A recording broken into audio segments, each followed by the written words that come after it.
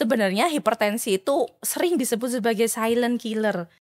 Seberapa besar sih Ners angka hipertensi yang ada di Indonesia ini dan siapa saja yang paling rentan terkena penyakit hipertensi itu Ners? Saat ini ternyata tidak hanya kelompok lansia yang banyak hipertensi ya.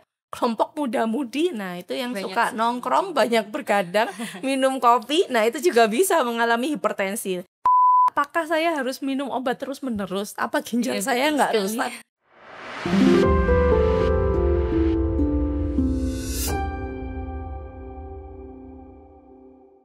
Assalamualaikum warahmatullahi wabarakatuh. Salam sehat Laskar Medika.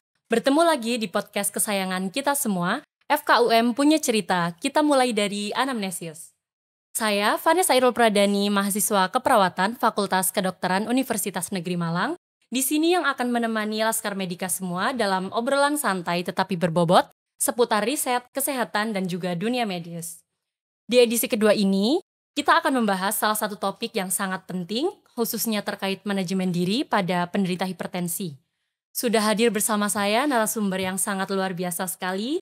Beliau adalah salah satu dosen keperawatan Universitas Negeri Malang, Dr. Nurma Afiani, S.Kep Nurse M.Kep. Selamat datang, Nurse Nurma. Terima kasih, Vanes.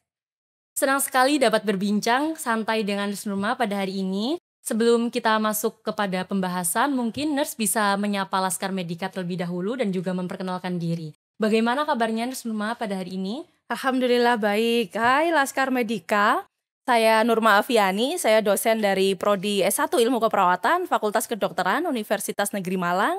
Senang sekali hari ini bisa bersama Vanes untuk di anamnesis ya, podcast kita bersama. Terima kasih. Baik, terima kasih Nurse sudah bergabung bersama kami pada hari ini. Untuk membuka obrolan, boleh dijelaskan terlebih dahulu secara singkat apa yang dimaksud hipertensi itu, Nurse? Ya, terima kasih Vanes. Hipertensi salah satu penyakit yang banyak sekali ya dikenal orang awam sebagai darah tinggi, begitu ya. Jadi hipertensi ini merupakan suatu penyakit di mana seseorang mengalami peningkatan tekanan darahnya mencapai 140/90 mmHg. Nah, itu kita sebut sebagai hipertensi derajat 1 gitu. Namun di bawah itu atau tekanan darah di bawah 140, nah itu masuk normal, akan tetapi kita sebut sebagai normal tinggi. Begitu. Untuk hipertensi derajat 1 itu perlu pengobatan farmakologis ya, terapi farmakologis, tapi untuk yang normal tinggi tadi bukan berarti tidak perlu pengobatan, tetapi juga perlu waspada melalui modifikasi gaya hidup, begitu. Jadi harus tetap waspada meskipun belum terdiagnosa hipertensi derajat 1 atau disebut sebagai normal yang tinggi, gitu. Baik, setelah penjelasan yang telah dipaparkan oleh Nurse Nurma, tentu saja ada penyebab dari penyakit hipertensi itu sendiri, Nurse. Dan apa saja tanda gejala yang spesifik mengenai penyakit hipertensi itu sendiri? Mungkin bisa dijelaskan kepada Laskar Medika. Ya, baik, terima kasih. Sebenarnya hipertensi itu sering disebut sebagai silent killer. Jadi dia sering muncul atau sering terjadi tanpa tanda gejala spesifik tertentu.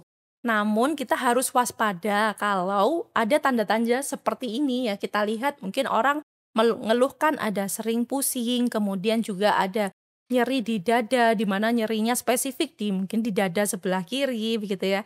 Kemudian ada kepala terasa berputar, kemudian juga pandangan kabur, dan juga ada mudah lelah begitu ya. Mungkin tanda-tanda itu bisa muncul meskipun hipertensi sering disebut sebagai silent killer, jadi nggak kerasa spesifik tanda gejalanya begitu.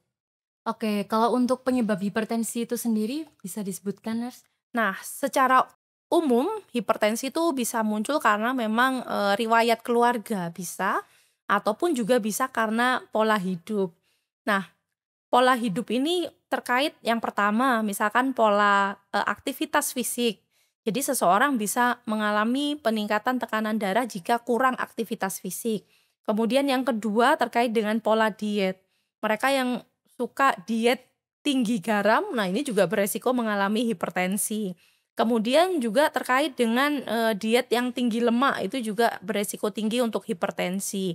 Nah, di luar pola hidup, atau satu lagi yaitu pola istirahat atau tidur. Nah, termasuk suka begadang ini ya. Laskar Medika jangan suka begadang ya. Nah, itu juga bisa mengakibatkan peningkatan tekanan darah. Namun di luar itu di luar pola hidup itu juga bisa karena faktor riwayat keluarga atau keturunan. Karena mungkin orang tua, neneknya, kakeknya mengalami hipertensi, nah itu juga bisa menjadi pemicu, menjadi lebih beresiko dibandingkan yang tidak memiliki riwayat keluarga dengan hipertensi. Seperti itu.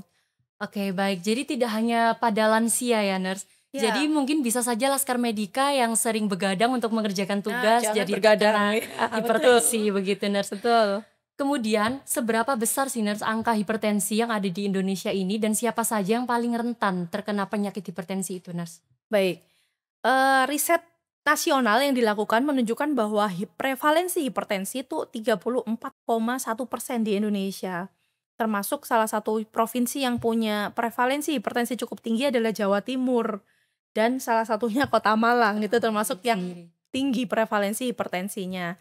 Nah, apa tadi? Maaf lupa, Vanessa. Oke, Prevalensi. bagaimana kejadian hipertensi itu berapa persen di Indonesia dan juga siapa saja yang paling rentan? Oh, yang paling rentan. Baik, yang paling rentan mengalami hipertensi adalah kelompok yang lanjut usia, begitu ya. Karena kelompok lanjut usia ini mengalami proses degeneratif atau penurunan fungsi tubuh ya. Salah satu penurunan fungsi tubuh itu kita tahu ada kekakuan pembuluh darah. Nah, ketika pembuluh darah itu kaku, maka bisa terjadi peningkatan tekanan darah. Namun yang memprihatinkan saat ini ternyata tidak hanya kelompok lansia yang banyak hipertensi ya, kelompok muda-mudi, nah itu yang Banyak suka sekali. nongkrong, banyak bergadang, minum kopi, nah itu juga bisa mengalami hipertensi. Jadi prevalensi hipertensi sangat banyak di lansia, tapi mulai bergeser juga di kelompok usia yang lebih muda, begitu. Sangat menarik sekali ya, Nurse, untuk pembahasannya. Kemudian dari sudut pandang Nurse Nurma sendiri sebagai seorang perawat, apa yang akan terjadi jika ada mungkin Laskar Medika yang sudah merasa dirinya terkena hipertensi namun enggan memeriksakan atau dirinya belum sadar kalau dirinya itu terkena hipertensi. Menurut sudut pandang Nurse Nurma sebagai seorang perawat, apa yang akan terjadi jika seperti itu, Nurse? Nah, itu dia ya. Jadi kalau Laskar Medika merasakan beberapa tanda gejala, kayaknya hipertensi, kemudian hasil pengukuran juga menunjukkan tekanan darah yang cukup tinggi, maka harus segera melakukan pengobatan. Nah, beberapa hal yang bisa terjadi kalau tidak dilakukan pengobatan, antara lain bisa mengalami stroke bahkan atau gagal ginjal, bahkan juga bisa gagal jantung, bisa ada penyakit jantung koroner yang juga kerusakan pada selaput retina mata. Nah, mungkin kita pernah dengar ya, ada yang terkena stroke padahal masih muda sekali usianya. Betul sekali. Nah, itu bisa jadi karena memang tekanan darahnya cukup tinggi, nah, tapi tidak dilakukan pengobatan sehingga terjadilah stroke, begitu. Jadi kalau sudah merasa mengalami gejala hipertensi tentunya harus segera diperiksakan ya, Nurse. Iya. Nah, menariknya, Nurse, hipertensi juga salah satu perhatian dalam berbagai penelitian di Indonesia. Salah satunya juga sudah dilakukan oleh tim dari Universitas Negeri Malang. Ya. Bisa diceritakan lebih lanjut, Nurse, bagaimana penelitian dan pengabdian masyarakat ini dilakukan di Universitas Negeri Malang? Baik, jadi hipertensi prevalensinya cukup tinggi ya di Indonesia.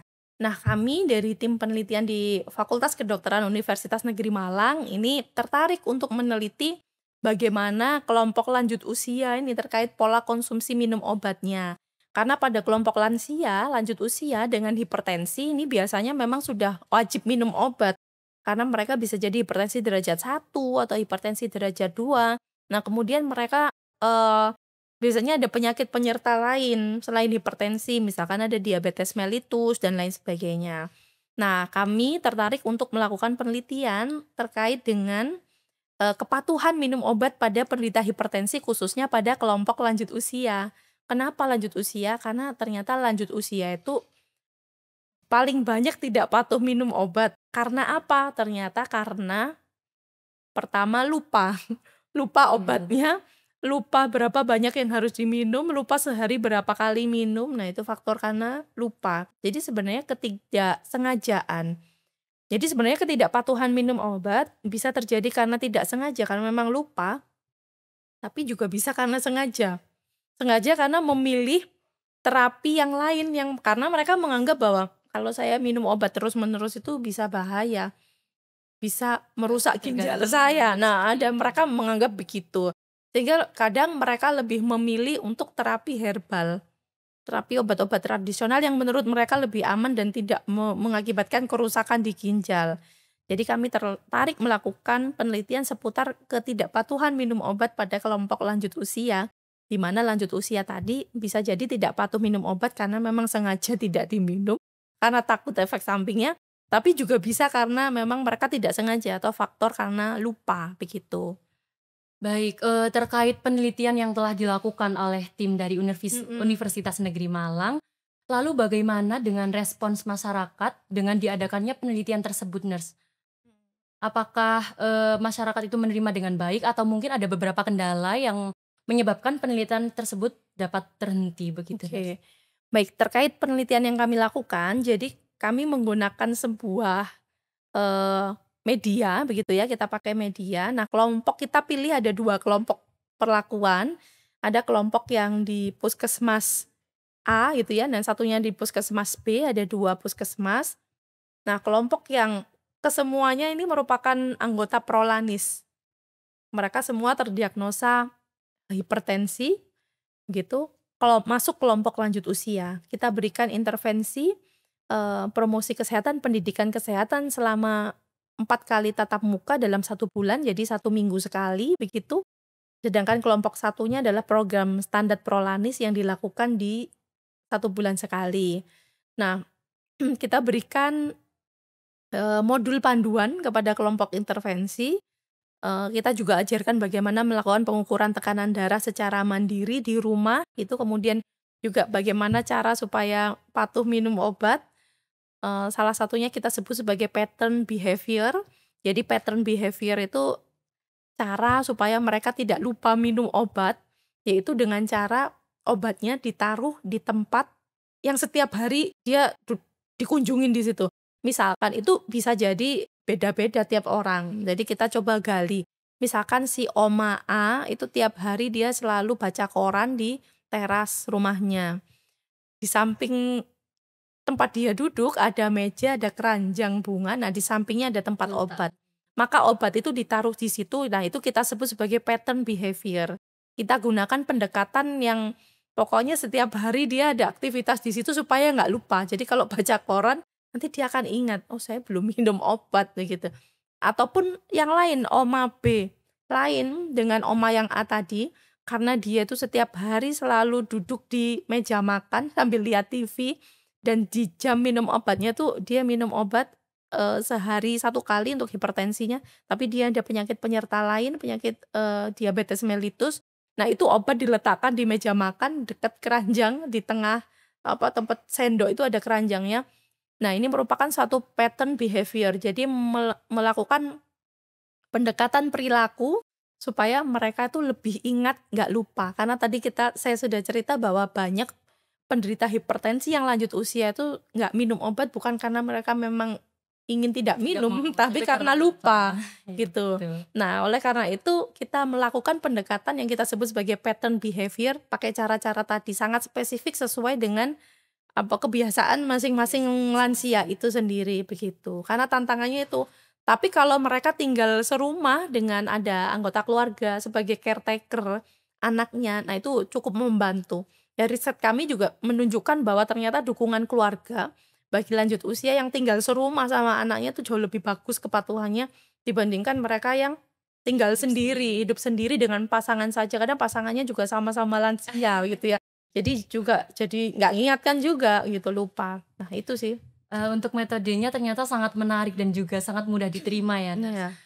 Lalu kadang itu kan ada, lansia yang beranggapan bahwa kalau saya minum obat hipertensi, nanti ada efek sampingnya seperti kaki bengkak atau mungkin sering buang air kecil. Nah, itu pandangan Nurse Nurma sebagai seorang perawat, bagaimana cara mengatasi hal tersebut, Nurse? Mhm. Jadi, ada pertanyaan biasanya begini, apakah saya harus minum obat terus-menerus? Apa ginjal Iya, saya betul nggak sekali. rusak kalau saya hipertensi terus minum obat terus? Nah, itu memang kita harus lakukan edukasi secara terus-menerus bahwa ketika tata laksana hipertensi itu memang, tidak semuanya harus minum obat begitu ya. Tapi ada juga penderita hipertensi yang memang cukup melakukan modifikasi gaya hidup begitu ya. Bagi mereka yang tekanan darahnya normal tinggi yang tadi. Nah, itu cukup melakukan modifikasi gaya hidup.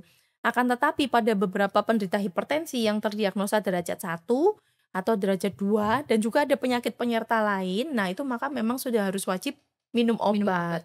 Tapi bukan berarti kalau minum obat itu terus tidak melakukan modifikasi gaya hidup. Modifikasi gaya hidup tetap dilakukan dengan apa? Olahraga, minimal 30 menit per hari seminggu 5 kali. Jadi boleh istirahat kan seminggu 7 hari ya. Iya, 5 hari 2 hari caranya istirahat. istirahat, Heeh, tidak liburan keras. nggak olahraga. Tapi disarankan memang menurut panduan itu seminggu 5 kali, tiap kali olahraga minimal 30 30 menit. menit. Kemudian juga bisa, dilakukan tadi diet rendah garam, diet rendah lemak, tinggi serat. Nah, itu bentuk yang harus dilakukan. Nah, akan tetapi pada beberapa kondisi memang harus minum obat terus-menerus. Kenapa obat harus diminum terus-menerus? Untuk membantu mengendalikan tekanan darah, gitu ya. Karena tekanan darah yang tidak stabil itu akan beresiko menimbulkan stroke. Penyumbatan. Iya, bisa aja stroke juga ya, stroke begitu. Nah, kalau ada pertanyaan apakah saya harus minum obat terus-menerus? Iya, karena minum obat terus-menerus itu jauh lebih bagus daripada ginjalnya mengalami kerusakan ya, karena tekanan darah yang tinggi kan biasanya orang awam suka takut. Kalau saya minum obat terus-menerus apakah ginjal saya aman begitu? Ya, sehingga beberapa yang lainnya akhirnya lebih memilih untuk terapi herbal. Nah, jawab saja aman ya. Minum obat hipertensi secara terus-menerus itu lebih aman daripada tidak minum obat. Nah, kalau tidak minum obat, nanti ginjalnya menjadi mengalami kerusakan. Itu malah lebih parah lagi, begitu. Nah, kemudian apa yang kadang ada yang minum obat akhirnya obatnya nggak diminum atau dikurangi dosisnya. Jadi tidak patuh minum obat itu tidak hanya obatnya nggak diminum, tapi bisa jadi tetap diminum yang harusnya sehari 2 kali tapi bisa jadi cuma 1 Jadi kali. dikurangi. Nah, itu juga bentuk ketidakpatuhan. Nah, apa yang harus dilakukan ketika merasakan efek sampingnya? Biasanya kalau merasakan efek samping itu jadi obatnya nggak diminum kadang. Misalkan efek samping yang timbul adalah sering buang air kecil, atau ada yang efek sampingnya bisa jadi beda-beda, kaki yang bengkak misalkan, atau ada juga yang malah jadi batuk, merasa kayak tenggorokan gatal, batuk. Nah, itu bisa. Nah, ini yang harus dilakukan. Yang pertama, kita catat dulu dan pastikan, misalkan kakinya bengkak tadi ya, kita harus pastikan bahwa itu merupakan efek dari Obat. minum obat, heeh. Jangan sampai nanti ternyata itu merupakan efek, oh habis capek, habis naik gunung ternyata misalnya ya. Oh, berarti kita harus pastikan yang pertama memang kaki bengkak ini ditimbulkan oleh efek Obat dari obat, dari heeh. Habis hipertensi. itu dicatat dicatat, diingat-ingat, oh memang saya nggak habis aktivitas apa-apa, memang hanya minum obat ini, berarti itu harus, eee, dicatat yang pertama. Dan yang kedua, kita harus laporkan segera efek sampingnya apa, kemudian juga kita berikan informasi selengkap mungkin kepada, tenaga kesehatan begitu ya, tentang jenis obatnya, efek samping yang ditimbulkan dan lain sebagainya. Jadi tidak boleh mengurangi dosis secara sepihak tanpa, informasi kepada tenaga kesehatan, begitu. Baik, seperti yang sudah disinggung oleh Nurse Nurma tadi Mhm, mengenai obat herbal. oke. Apakah boleh Nurse konsumsi obat herbal atau tradisional pada Mhm. penderita hipertensi? Ah, iya. Pertanyaan yang menarik ya, karena biasanya banyak Orang tua yang lebih orang tua percaya yang dengan iya gitu, produk karena herbal mereka merasa saya kayaknya lebih aman begitu ya kalau memaknai minum obat herbal. iya, minum kalau ini lebih bahaya. Nah, seperti ini. Jadi kalau ada tawaran ternyata dari penelitian yang kami lakukan itu juga menunjukkan bahwa banyak kelompok lanjut usia peserta Prolanis itu ternyata mencoba terapi lain di luar terapi antihipertensi standar, itu disebabkan karena pengaruh dari teman sebayanya. Dibisikin, "Mbah-mbah tuh kayaknya ini lebih enak," begitu ya, "obatnya lebih aman," begitu ya. Nah, itu ternyata pengaruh kelompok sebaya itu bisa positif, bisa negatif ya. Salah satunya adalah memberikan pengaruh yaitu ngasih tahu obat tadi. Nah, apa yang harus dilakukan jika mendapatkan informasi atau tawaran untuk mencoba terapi herbal.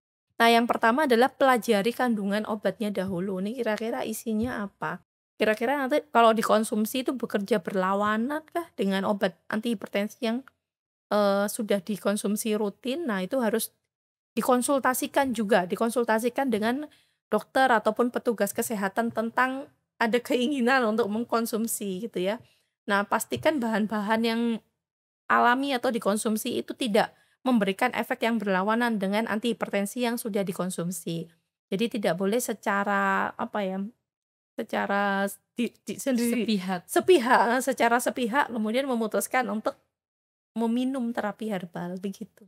Baik, jadi meskipun, memilih untuk menggunakan terapi herbal tentunya Mhm. juga harus Konsultasi, dikonsultasikan betul. kepada tenaga medis, begitu ya Laskar Medika.